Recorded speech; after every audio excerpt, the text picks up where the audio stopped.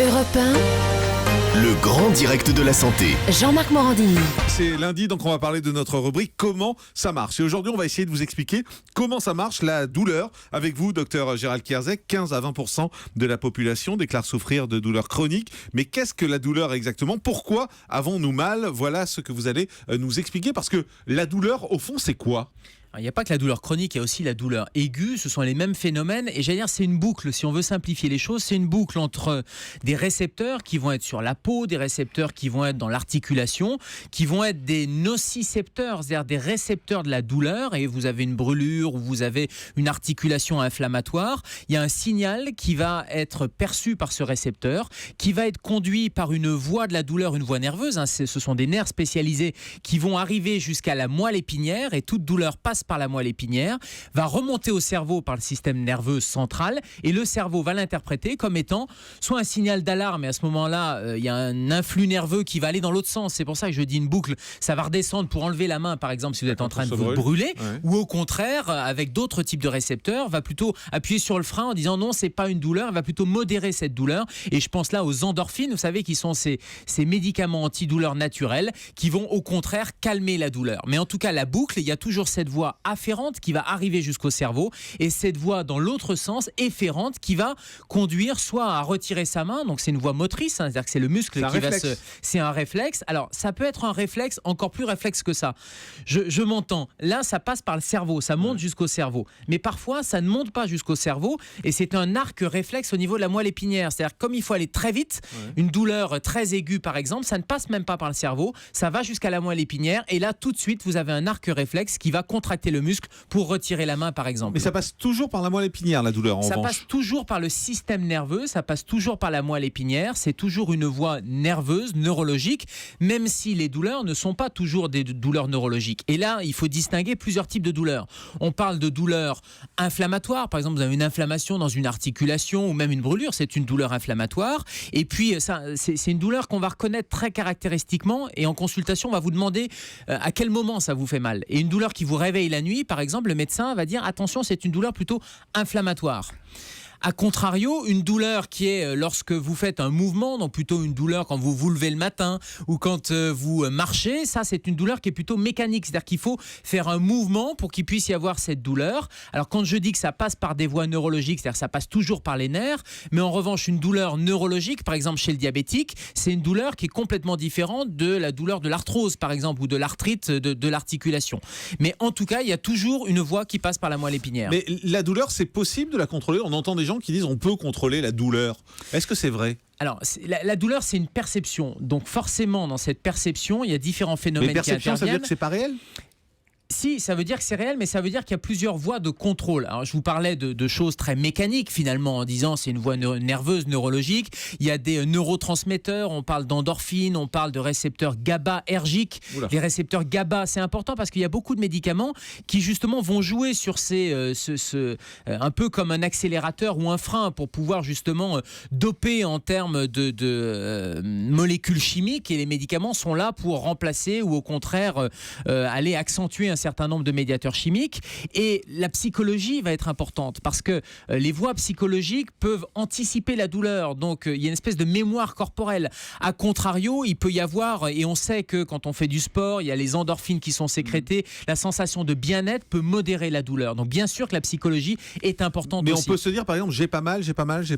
Est-ce que ça peut marcher? Ça peut ralentir la douleur? Le problème, c'est qu'on ne sait pas bien comment la suggestion et l'autosuggestion fonctionnent. Ouais. Et une des médecines complémentaires qui est en train d'être très étudiée, je parlais en préambule des voies de recherche, une des voies de recherche, c'est justement l'efficacité de l'hypnose qui commence à montrer l'efficacité avec l'autosuggestion. Alors, on ne sait pas comment ça marche exactement.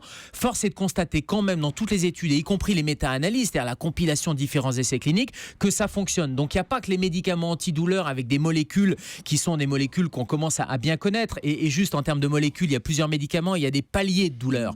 Il y a des paliers de douleur et donc il y a des paliers médicamenteux. Palier 1, palier 2, palier 3. On va grader une graduation en fonction de l'intensité de la douleur, mais il y a aussi l'hypnose, il y a aussi l'acupuncture qui peuvent fonctionner. Sabrina Philippe, psychologue, justement, c'est psy la douleur aussi? Alors c'est pas que psy bien sûr, mais déjà ce qu'il faut bien comprendre, c'est qu'avant il n'y avait pas de reconnaissance de cette douleur de la même façon qu'on l'a aujourd'hui. C'est-à-dire qu'on n'était pas à vraiment être câblé sur le patient comme on l'est aujourd'hui en disant vous avez mal et on reconnaît que vous avez mal. Avant, on vous disait t'as mal, c'est pas grave, c'est normal.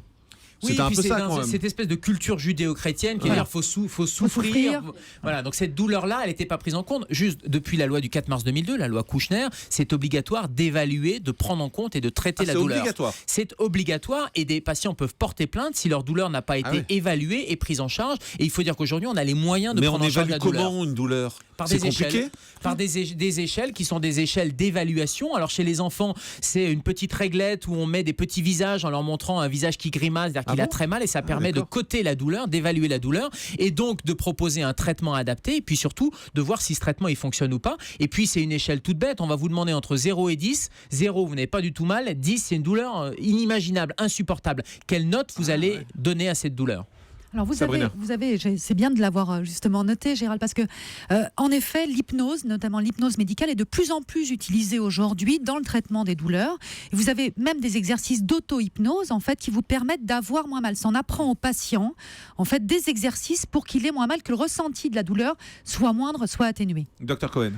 Oui, je voulais parler des amputés. Par exemple, quand vous coupez la jambe à quelqu'un parce que le bout de la jambe est nécrosé, pendant quelque temps, cette personne continue à sentir son membre et s'imagine qu'il existe, ce qui prouve bien qu'il y a des relais dans le cerveau. Mais c'est vrai ça ? Mais oui. Parce que moi, ça paraît toujours vu de l'extérieur. C'est ce qu'on appelle les membres fantômes et ce sont de vraies douleurs neurologiques, neuropathiques. Bien sûr. Alors, ça correspond à des douleurs centrales et ces douleurs centrales, c'est celles d'ailleurs qu'on évoque dans les cancers. On se demande pourquoi, par exemple, les cancéreux en phase terminale ont énormément de douleurs, mais en fait, il semblerait que ça soit les centres de la douleur qu'ils ont dans le cerveau qui soient réactivés. Et c'est pour ça que cette douleur est beaucoup plus difficile à calmer que les autres douleurs et qu'il ne faut pas hésiter à employer les médicaments majeurs qu'on connaît, tels la morphine à la pompe, par exemple, c'est-à-dire en l'injectant. Mais ça veut dire qu'un amputé de la jambe peut avoir mal au pied, par exemple? Il aura mal au pied pendant quelques temps, jusqu'à temps, à un moment donné, que le cerveau comprenne qu'il y ait une boucle qui se fasse différemment et qui prenne la propriété en fait de l'absence de son membre.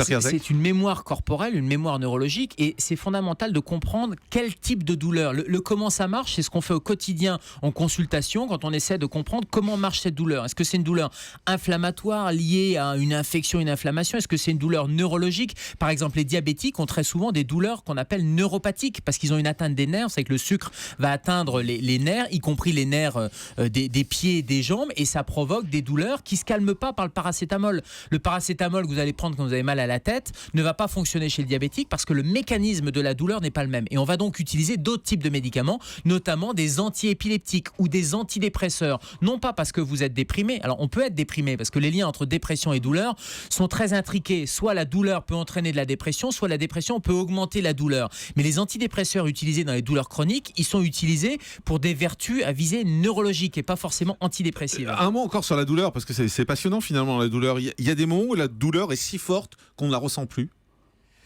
Oui, parce qu'il y a des phénomènes neurologiques qui sont des portes qui se ferment en fait, c'est ça ? Oui, qui se ferment. Enfin, une douleur très forte, on la ressent. Enfin, le patient qui a une douleur extrêmement forte, elle va être ressentie. Non, mais quelqu'un qui se fait couper une jambe, par exemple, il aura, parce que des fois on voit des gens qui se regardent finalement les membres et qui n'ont mal que quand ils voient ce qui leur est arrivé. Alors, sur la douleur aiguë, il y a des phénomènes de négation et d'abstraction de la douleur qui sont des phénomènes réflexes. Et puis tout simplement parce que, quand vous parlez d'un membre sectionné, il y a une vasoconstriction aussi, c'est-à-dire que les vaisseaux se referment, donc les voies de la douleur également peuvent être à un moment donné stoppées. En revanche, dans la douleur chronique, la personne ressent cette douleur, voire même anticipe cette douleur. Et juste un message qui est fondamental pour toutes les douleurs, c'est qu'il ne faut pas attendre d'avoir mal. Il faut en parler. Et Jean-Michel parlait des pompes à morphine. On dit toujours aux patients, n'attendez pas d'augmenter en disant je vais attendre le dernier moment. Non, il faut donner l'antalgique et prendre l'antalgique, donc le médicament antidouleur, avant d'avoir mal. Docteur Cohen. Alors on a un problème à l'heure actuelle avec une maladie qui se développe et dont on ne connaît pas trop l'origine, c'est ce qu'on appelle la fibromyalgie.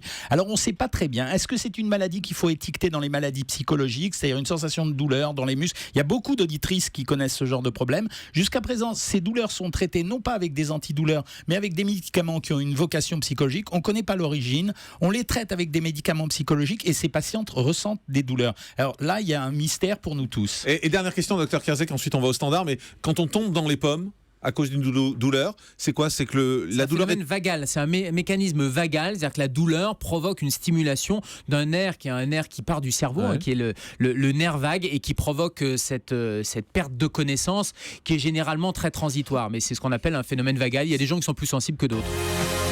Europe 1, le grand direct de la santé. Jean-Marc Morandini.